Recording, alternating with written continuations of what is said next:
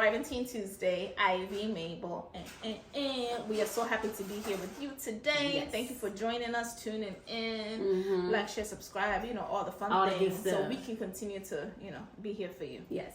So today we are talking about abuse. Abuse. A very, very sensitive topic. Yes. Sensitive, needed, yes, important. Mm-hmm. Sister Ivy, what is abuse? Abuse is improper use or treatment of a thing/person, often to unfairly gain benefits. Often to unfairly gain benefits. Yeah, so the person who's abusing you is gaining their own benefit. Yes. Okay. So when you think of abuse, what's the first thing that comes to your mind? I feel like I always give like examples. That's okay. And I feel like examples make it, because some people are visual. Yeah. I don't know if a lot of people are aware of this, but I'm sorry. But I think about... She said I'm sorry. There's going to be a physical abuse. I know this is very sensitive. Oh, okay. But I think about the Rihanna and Chris Brown incident. Okay. Yeah, I don't know if most people are aware about this, but this happened, back in 16, 15. But Rihanna and Chris Brown were dating, and supposedly things got aggressive in their car, and Chris Brown laid some hands on Rihanna where she had a lot of marks on her face. It was very, very public. Yeah, very public, but the abuse, the bruising on her face was like, whoa, So that's one thing. When I think about abuse, I'm thinking about more of physical abuse, and that's one thing that pops up in my head. But there's all types of abuse. But that's there is all types of abuse. Yes. What do you think about? When I think of abuse, I think of financial abuse, because I feel like it's the unspoken one, right? That a lot of times people go through, but they don't even know that they're going through abuse. Yeah. So financial abuse is somebody who, I don't even think they have to make more money than you. But somebody who is using money as a control. So either they have money and they're piecing it to you in ways where you have to benefit them, or they're using your own money and controlling how you use your money. So that's what I think about. I think about financial abuse. I never thought about that. Yeah. Because, in relationships, when, things get joined a lot of times, and that's why nowadays people want to do this 50-50 thing, because... But call it what it is. It's the financial abuse, because you're afraid that this person is going to dictate to you what you can and cannot do with the money. And, and then that's financial abuse. Yeah, I feel like abuse, period, is just very negative. Yeah. There's no type of, never heard of a positive abuse. When we actually looked it up, the definition says improper use or treatment of a thing, and it doesn't say person. I add a person because I'm like, I ain't a thing. Right, that is true. So, y'all gotta update the internet people. Yeah, I think they're probably thinking about like drug abuse. Yeah. I mean, there's so many abuse, types of abuse. so but much, relationship abuse is something that's very, very important. Exactly. Yeah. So what are some common abuse? Like mentioned that financial wasn't the most popular. There. It's not that popular. You mentioned physical already. Mental. Okay. What's mental? Mental abuse is where mentally this person is, I want to say somebody's always, I want to say like, sometimes parents do mental abuse. Like, oh, you're dumb.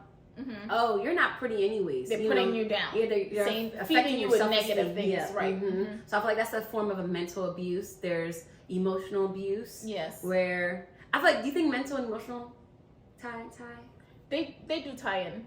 Oh no, emotional abuse could be relationship. Yes. I love you and take advantage of you and do things. And that could also be people can also emotionally withdraw their affection from you as form of abuse. Yeah. So if you know that my love language is physical touch or whatever, and I purposely take that away from you or don't give that to you because I want you to do things for me in order for me to give you that physical touch. Yeah. So, you want to cuddle? Oh, sure, but you got to do this, and this first. That's emotional abuse. Yeah, and then there's sexual abuse. Yes. Where that's very like, but...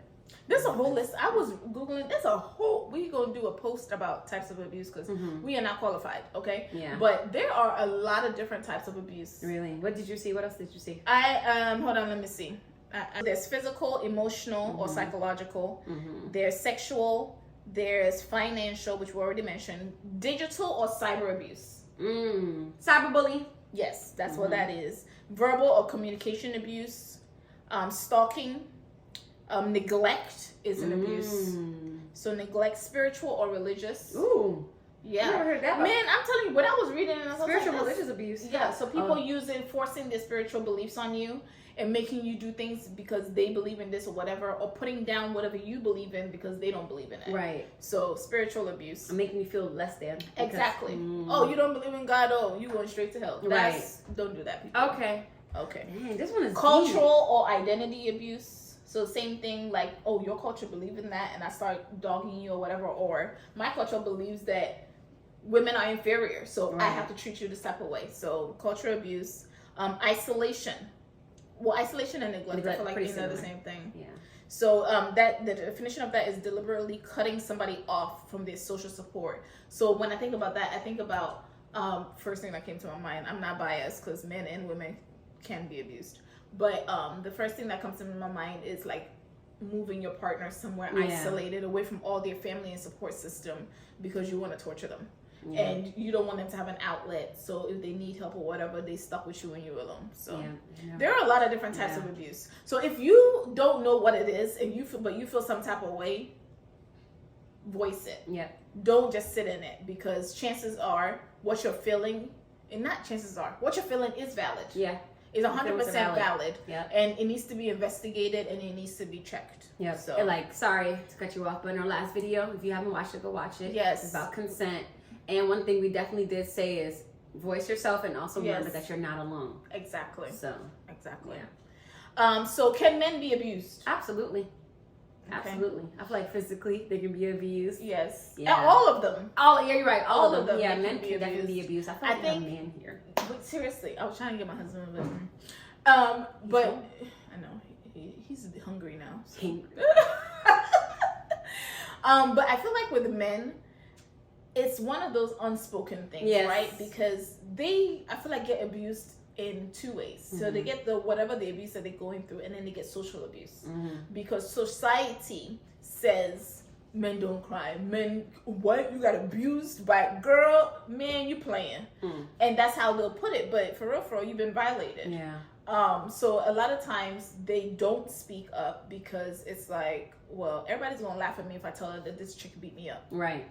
Or, this person is controlling my finances. They're gonna be like, man up. Right, and then that leads to a negative outcome. Exactly. Right? Maybe, okay, this chick is controlling me, but then that makes you aggressive towards other women. Yes. Like, oh, because of this trauma that I had from this past relationship. I have trust issues. I have trust issues, or I'm not going to allow this, So I think it's very important that not only do men speak up, but us females encourage the men in our lives to speak up. Absolutely. And recognize that, sometimes I feel like even abuse-wise, you look at only the female.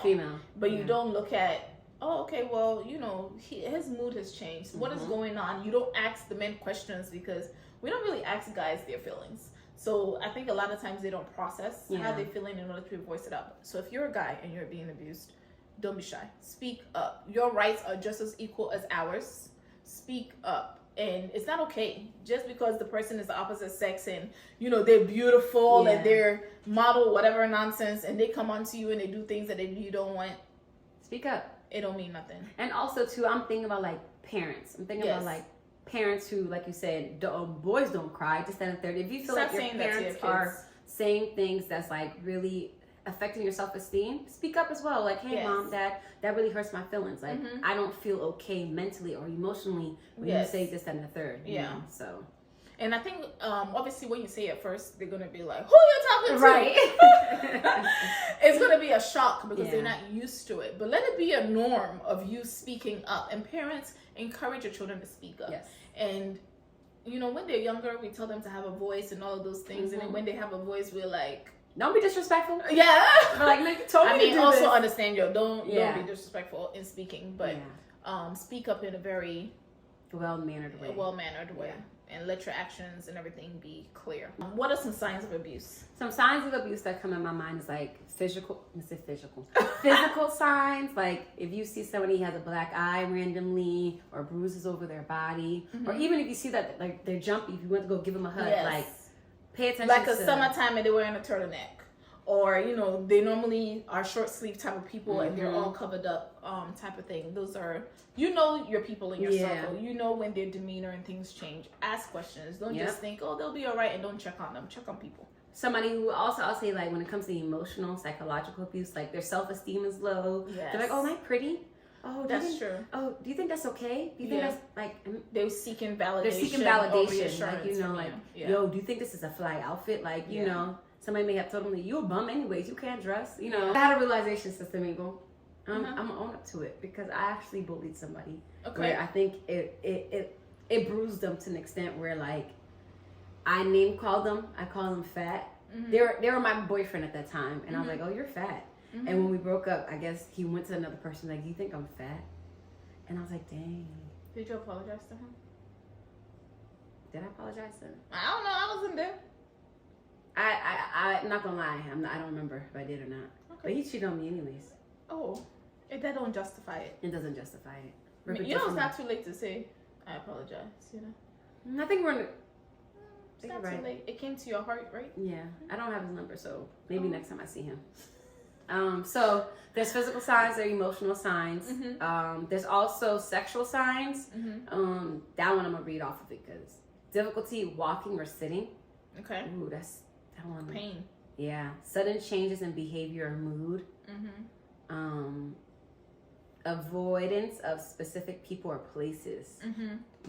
So I'll say that. There's financial signs. What's some financial signs? I think that's a good question. What are some financial signs? Basically, like, I actually personally know somebody who was being financially abused. Really? Right? And this was a grown person, mind you. And it'll just be something like they need to buy groceries and they have to ask for permission to buy groceries. And I'm like, why? In my head, you work a full-time job. Yeah. You buying groceries for the house, you need permission because you actually don't have the bank account. Somebody else has the card and you gotta ask for the card or for cash each time you need something. I feel like financial abuse is something that's very hard to spot. Yeah. You have to be like really, really connected to the person to know. So I feel like helping somebody through financial abuse, that's probably why it's the least really talked about. You'd have to be really connected to the person to realize that they're being financially abused. Yeah. Because you would have to know them on. Yeah, it's really, really hard to spot financial abuse. But in that situation that I told you, like, it was just a red flag for me because I'm like, what? It made me think about this. There's a difference between sharing resources and, like, my husband and I, we have one bank account. Right. There's a difference between that and us knowing what the other person is doing with our money versus me not being able to do anything with that money. Yeah. You were saying about a show? It was a show called Home Safe Home on Hulu. Okay. And I remember in the first episode, it was an elderly lady and she went shopping. She went to the grocery store and she had a credit card. She was, oh, my husband must have locked the card because the last card I lost it. In actuality, the husband was financially abusing her. Oh, that's so sad. Dang. But she was trying to cover for him. Yeah, and that and that's some signs of abuse as well too. Yeah, it's like you have to cover for the person. That individual. And one thing I can tell you is, from personal encounters, when you notice that somebody is going through abuse and you speak to them and you highlight to them or you tell them, there's an outlet, there's a hotline, there's blah blah blah. They may not do it. Yeah. Don't be discouraged. Don't think that person don't want to listen to you or whatever. It's a mental thing, right? It's a mental process. So until that person is ready to get help, you can only be there as a support person. Yeah. Don't feel like, oh, I told that person to leave or I told this person to do this or that, so they didn't do it. I'm not gonna mess with them no more. Yeah. They actually need you now more than ever. Yeah. Just to be a sounding board. Just to be when they are ready to make that move, that you the ride or die person that's gonna come and get them, get the handbag and let's roll out in the middle of the night, drive me where I need to be, type of thing. No, seriously. And there are a lot of teenagers that are being abused. No, when you said that, I picture something like, no, for real. Yeah, you need a getaway driver because a lot of times when you live with a person and you escape, I'm thinking movies right now, but it's in the middle of the night because they're asleep or they're away from work or whatever. And sometimes, depending on how severe the abuse is, you're not going to have access to transport. So you would need that friend to be able to help you with your transport. So don't feel like you oh, they're not trying to listen to you, so I ain't gotta mess with them. Yeah. No, please keep checking in on them. Just obviously you're not gonna keep talking about it each time, right? But you're just gonna let them know if you ever need anything, I'm here for you. Yep. And every now and then, just check in. Hey, how are you doing? Yep. Is everything okay? They don't have to tell you everything that's going on, but they know that there's somebody who is genuinely seeking to find out if you are okay. Yeah. And God forbid something like they hit their head or something, they'll be able to tell you, oh, this and this happened, I need help, or something like that. But abuse is real. Yeah. It's really, really sad, and it's even sadder to watch somebody that you know personally going through it, because you go through all the emotions of, oh, could I have helped them? Could I have done this and this and this? And you know, a lot of times is nothing that you can do. Yeah. But if you see the signs, call for help. Yep. Call for help. Talk to somebody. If your Talk friend to is someone. isolating themselves, like, you know. If you're not even sure what to do with it, speak to a parent or a responsible party. I will always say responsible party because there are a lot of parties that ain't responsible. Yeah. Speak to a responsible party and let them know, hey, you know, like you said, I have a friend that's going through this. Yeah. What should I do? What type should of I thing. do? The hotline is, they have anonymous. They have a lot. Google. They have a lot of hotlines. A lot of hotlines. So. Depending on what it is going on, there's a lot of hotlines. So. Yeah. If you feel like, you know, you're not sure who to talk to, call the hotline and say, hey, I'm calling in regards of a friend. And they will guide you. They'll guide you what to do. Yeah. Yeah. So. Yeah. And asking for a friend is real too. Yeah. Mm-hmm. Literally. Ask for a friend, you know. Yeah. So they'll appreciate that, you know. They may get, I feel like sometimes people who are in abusive relationships or abusive situations, they may get aggressive when you try to help them. Like, why would you do that? Da, da, da, da. No, I can't do A, B, and C because they know the repercussions. Yeah, you know, and I'm just speaking from things I have viewed or seen online and stuff. But it's just like sometimes people who are the abusee, they are seeking something from the abuser, you know, which is allowing them to stay. Right. But it's like that's that control that the abuser is doing. Yes. Because they know, hey, you're vulnerable and you need me for A, B, and C. Right. But just know there's a lot of resources to get you out of that A, B, and C. Yes. So definitely. Just putting that out there. Yeah. We're just here to tell you to speak up. That's it. Point simple. Speak up. You are not alone. You may feel alone a lot of times, but you are not alone. There is help. We will always preach. There is help. Ask for help. There's so many free resources. Yeah. Ask for help.